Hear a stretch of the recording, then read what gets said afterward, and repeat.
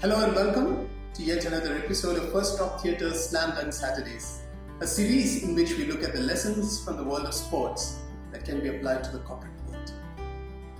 In his book, The Barefoot Coach, Paddy Upton says that there is no such thing as a mentally tough player. In fact, he says that these players are like Batman and Superman. We all know them, but they don't exist. He mentions that these are just perceptions that someone else has of a player, that he's mentally tough or tougher than another player and so on. Talking about perceptions, I'm reminded of an event from my sporting life that happened a few years back. I happened to captain the cricket team at a corporate event, and when I selected my squad, I picked a female player in my team. Now this raised a few eyebrows and some people were surprised at this selection of mine.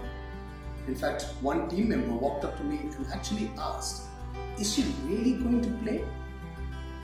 He felt, as did some others, that she might not be able to handle the game.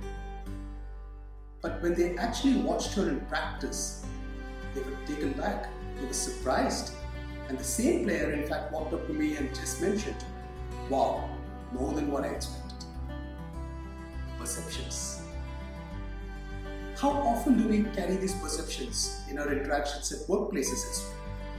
Quite often, we perceive something about a person based on maybe the gender, maybe how the person looks, his way of speaking, in fact, even from where the person comes from.